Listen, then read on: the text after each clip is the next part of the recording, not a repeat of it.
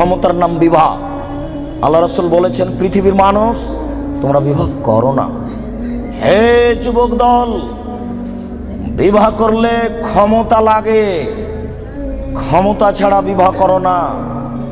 যদি ক্ষমতা না থাকে তাহলে রোজা থেকে থেকে থেকে থেকে যৌবনকে ধ্বংস করো, বিবাহ করো না। এই ছেলে, তোমার ভাই দোকানে বসে আড্ডা পিটে আর জবাব আমি দেব? তোমার বাপকে জবাব দিতে বলিও, তাহাজ্জুদ পড়ে জান্নাত কিনতে হবে না, আগে ছেলে ঠিক করতে হবে তারপরে। এই ছেলে, ওই যে তোমার বোন এখনো ল্যাংটা হয়ে ওখানে দাঁড়িয়ে আছে দোকানের সামনে, কাপুরুষ, জবাব আমি দেব কেন? তোমার বাপকে জবাব দিতে বলিও বিচারের মাঠে। তুমি ভেবেছো কি বিচারের মাঠকে তুমি এত সহজ মনে করো? বিচার যেদিন আরম্ভ হবে সেই দিন আল্লাহ প্রথমে বলবেন, আল ইয়াউমা লা তামলিকু নাফসুন লিনাফসিন শাইআ ওয়াল আমরু ইয়াউমাইযিন লিল্লাহ। আজ কোনো মানুষ কোনো মানুষের কোনো উপকার করতে পারবে না, একচ্ছত্র মালিকানা আমার হাতে থাকবে। আমি আল্লাহ বলছি, আজকে কোনো মানুষ কোনো মানুষের কোনো উপকার করতে পারবে না। এই কথা বলার পরে 7 আকাশকে ডান হাতে ধরে ঝাঁকি মারবেন, 7 জমিনকে বাম হাতে ধরে ঝাঁকি মেরে বলবেন, আইনাল জব্বার আইনাল মুতাকাব্বির আনা মালিকুল আমলাক। স্বৈরাচারী, স্বেচ্ছাচারী, অহংকারী, বদমেজাজিরা কোথায়? আমি হচ্ছি রাজাধিরাজ। এখন বিচার আরম্ভ হচ্ছে। তুমি মনে করো কি তোমার বাপকে তাহাজ্জুদ পড়ে জান্নাত কিনতে নিষেধ করো? তোমার বাপ জান্নাত পাবে না, এই কথা মুহাম্মদ সাল্লাল্লাহু আলাইহি ওয়াসাল্লাম 1450 বছর পূর্বে বলেছেন। তোমার বোন ওখানে দাঁড়িয়ে ধর্ম দেখাই, তোমার বাপ তাহাজ্জুদ কিনবে পড়ে জান্নাত কিনবে কেন? কেন কিনবে? আল্লাহ রাসূল বলেন, ওয়ার রাজুলু সাইয়্যিদ, স্বামী হচ্ছে কর্তা, ওয়াল মারাতু সাইয়্যিদা, স্ত্রী হচ্ছে কর্ত্রী। নিজের কাজ করে যে তাকে বলে কর্মী, অপরের কাজ দেখে যে তাকে বলে কর্তা। নিজের কাজ করে যে তাকে বলে কর্মী, অপরের কাজ দেখে যে তাকে বলে কর্তা। আল্লাহ রাসূল বলছেন, ওর রাজুলু সাইয়্যিদ, স্বামী হচ্ছে কর্তা, ওয়াল মারাতু সাইয়্যিদা, স্ত্রী হচ্ছে কর্ত্রী।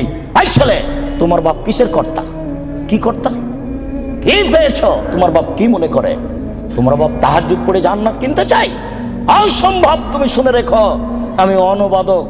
মুহাম্মদ সাল্লাল্লাহু আলাইহি ওয়াসাল্লাম বলেছেন, 3 শ্রেণীর মানুষ জান্নাতে যাবে না, তার মধ্যে তোমার বাপ আছে।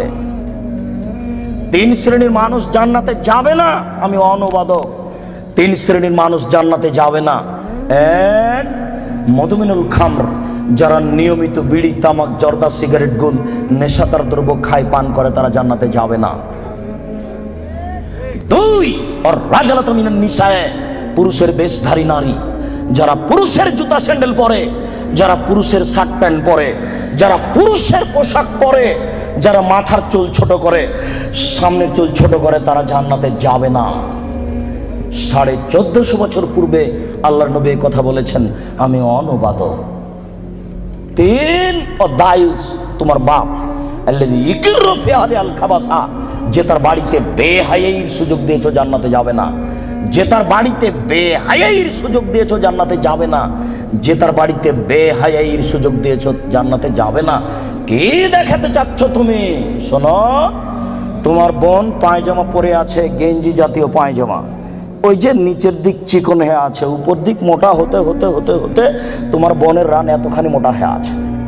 তোমার বাপ দেখে না ধর্মকে পাগল পেয়েছো? বেটা, ধর্ম পাগল কিছু তুমি মনে করো?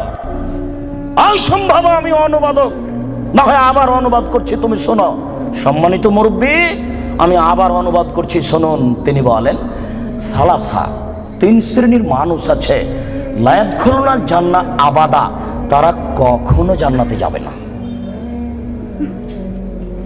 1, মদমিনুল খামর, যারা নিয়মিত বিড়ি, তামাক, জর্দা, সিগারেট, গুল, নেশাদার দ্রব্য খায়, পান করে, তারা জান্নাতে যাবে না। 2, আর রাজালাতু মিনান নিসায়ে, পুরুষের বেশধারী নারী, যারা পুরুষের জুতা স্যান্ডেল পরে, যারা পুরুষের শার্ট প্যান্ট পরে, যারা পুরুষের পোশাক পরে, তারা জান্নাতে যাবে না। মুহাম্মদ সাল্লাল্লাহু আলাইহি সাল্লাম বলেছেন, আমি অনুবাদক। 3, ও দায়ুস, দায়ুস কে? আল্লাযী ইকিরু ফি আহলি আল খাবাসা, যে তার বাড়িতে বেহায়াইর সুযোগ দিয়েছে, সে জান্নাতে যাবে না।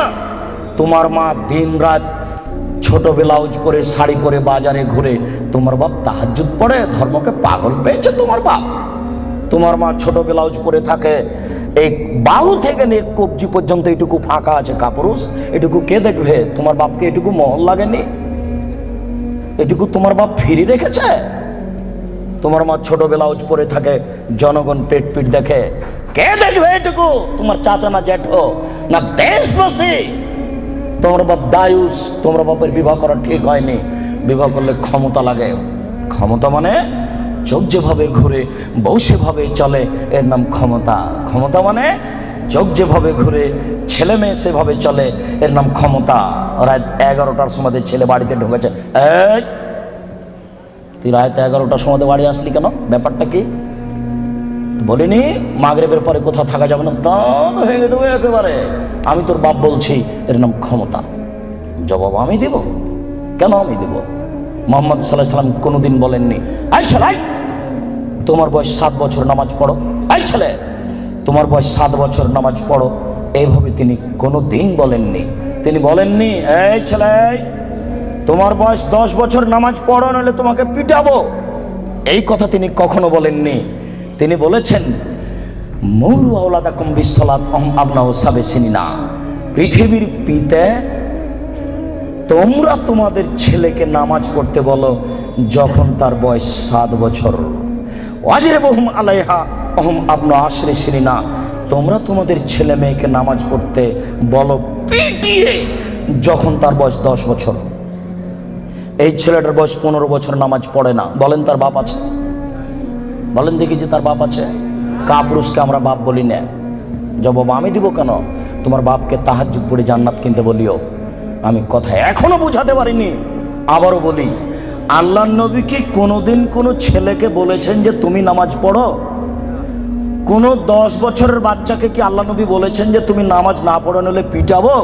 না তার বাপকে বলেছেন যে তুমি তোমার ছেলে মেয়েকে নামাজ পড়তে বলো? না, বুঝাতে পারলাম না।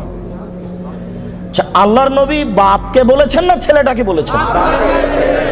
এবার ছেলে তুমি বলো, আমার বাপ তাহাজ্জুদ পড়ে জান্নাতে যাবে, আমার ছোট ভাই বাজারে ঘুরবে, আমার বোন নগ্ন পোশাক পরে কলেজে যাবে, আমার বাপ তাহাজ্জুদ পড়ে জান্নাত কিনে নিবে। পাগল পেয়েছো ধর্মকে? বিচার একদিন হবেই। মানুষের তো বিচার হবেই, পশু প্রাণীরও বিচার হবে, আপনি সাবধান থাকুন। মানুষের তো বিচার হবেই, পশু প্রাণীরও বিচার হবে। আপনাকে আমি কি দিয়ে বুঝাই বিচার কত কঠিন।